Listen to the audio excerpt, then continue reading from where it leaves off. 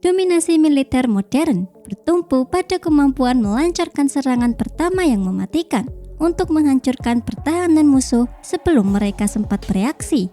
Strategi ini menuntut sistem persenjataan dengan jangkauan presisi, tingkat kelanjutan hidup tinggi, serta daya hancur yang tak tertandingi. Di video ini, kita akan membedah sistem persenjataan yang menjadi fondasi utama kekuatan penetrasi serangan militer Amerika Serikat. 10. LJM-35A Sentinel. Sistem ini merupakan rudal balistik antar benua 3 tahap berbahan bakar padat yang dirancang untuk memodernisasi pilar darat dari triad nuklir Amerika Serikat. Berfungsi sebagai elemen pencegahan strategis, Sentinel memberikan jaminan kemampuan serangan balasan nuklir yang mutlak terhadap kekuatan musuh. Dalam skenario konflik tingkat tinggi, sistem ini memastikan opsi serangan kedua yang kredibel menembus pertahanan rudal strategis lawan. Namun, perannya sangat dibatasi hanya untuk pencegahan nuklir sehingga fleksibilitas taktisnya di medan perang konvensional menjadi sangat minim. Sentinel berada di posisi ini karena tidak memiliki kemampuan gelar operasi berulang yang dibutuhkan untuk peperangan konvensional aktif. 9. Kapal selam serang kelas Virginia.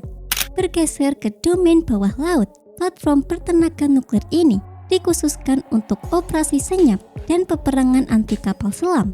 Varian Block 5 miliknya mengintegrasikan Virginia Payload Module yang memperluas kapasitas serangan dengan membawa 28 rudal jelajah Tomahawk serta torpedo berat Mk-48. Dalam skenario wilayah maritimnya dijaga ketat, kapal selam ini mampu menembus zona anti-akses tanpa terdeteksi untuk meluncurkan serangan darat mendadak ke garis pertahanan pesisir. Keterbatasan utamanya terletak pada mobilitas yang terikat di ranah maritim, membuat kecepatan peluncurannya tertinggal dibandingkan aset udara jarak jauh. Meskipun memiliki tingkat kelangsungan hidup yang tinggi, sistem ini menempati posisi ke-9 karena tidak dapat menyamai kecepatan gelar pasukan dan fleksibilitas penargetan dari platform udara. 8. XQ-50A Valkyrie. Kendaraan udara tempur tak berawak berdesain siluman ini beroperasi sebagai wingman yang dirancang untuk melipat gandakan kapasitas serangan pertama Angkatan Udara. Valkyrie diintegrasikan langsung dengan jet tempur berawak, membawa ruang senjata internal dan sistem peperangan elektronik khusus. Dalam operasi penekanan pertahanan udara musuh, kawanan drone ini akan bergerak di depan musuh untuk mengacaukan jaringan radar dan menyerap tembakan rudal lawan, menjadikannya elemen pengganda kekuatan dibandingkan aset serangan utama. 7. MQ-9 Reaper. Meningkat ke platform dengan daya hancur yang lebih mapan. Sistem udara nirawak ini berfungsi sebagai tulang punggung operasi pengintaian dengan serangan presisi. Ditenagai mesin turboprop yang andal, Reaper mengandalkan sistem penargetan multispektral dan tautan data satelit untuk komando di luar jangkauan visual. Platform ini memberikan kapasitas muatan yang berat, mampu membawa hingga 4 rudal AIM-114 Hellfire berpemandu laser atau bom pintar JDAM kelas 1000 pon, mengandalkan daya tahan terbang selama 27 hingga 34 jam. Pesawat ini dapat berpatroli di atas sektor konflik dan memperpendek rantai serangan saat target muncul secara tiba-tiba. Ia menempati posisi ke-7 berkat kapasitas senjatanya yang terbukti efektif. 6. AGM-158C.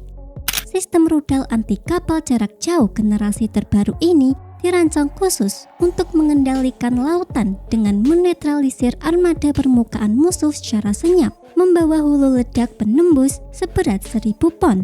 Desain silumannya memungkinkan rudal ini memotong lapisan pertahanan lawan dari jarak operasional 500 mil laut. Berkat panduan kecerdasan buatan, serangan massal dari rudal ini mampu mengidentifikasi dan menghancurkan target bernilai tinggi secara otonom di tengah formasi angkatan laut yang padat. namun tertahan di posisi ke-6 karena murni merupakan proyektil sekali pakai yang sepenuhnya bergantung pada platform peluncur eksternal. Kalau pembahasan seperti ini menarik, jangan lupa subscribe ke Atlas Militer untuk video berikutnya. 5. Kapal perusak kelas Zumwalt. Kapal perusak berpeluru kendali ini mewakili kapal tempur permukaan dengan tingkat siluman tertinggi yang pernah dibangun. Desain lambung tumble home miliknya secara drastis menekan jejak radar, sementara sistem penggerak elektrik terintegrasinya menyediakan daya masif untuk operasional kapal.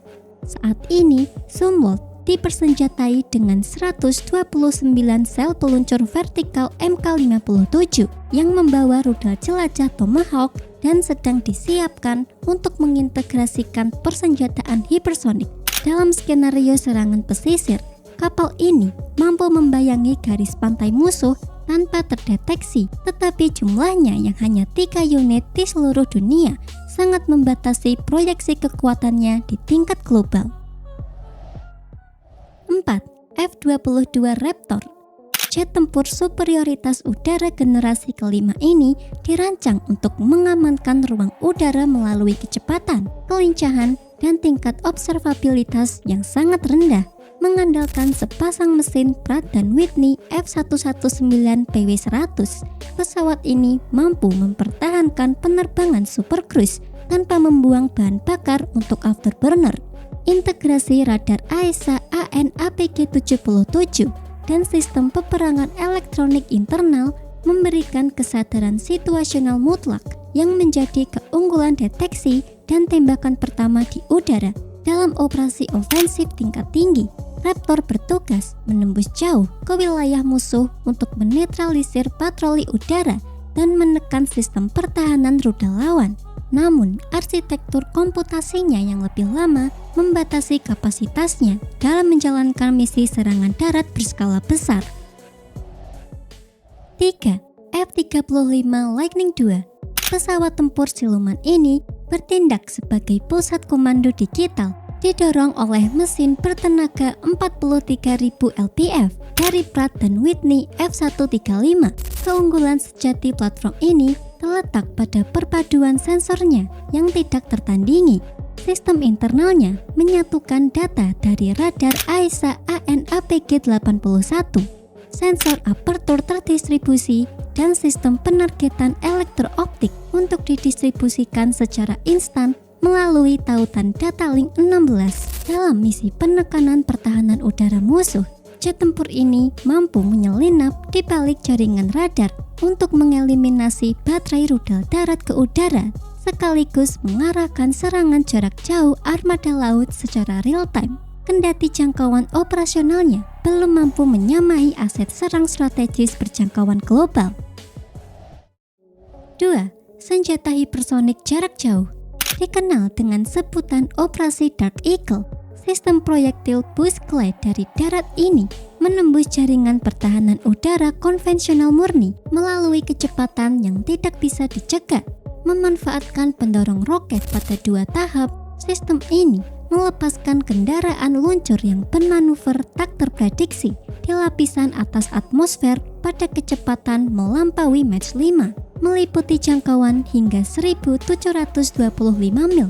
Baterai senjata ini dapat melancarkan serangan kejutan untuk melenyapkan target bernilai tinggi seperti bunker komando atau peluncur rudal musuh sebelum radar pertahanan mereka sempat melakukan pelacakan.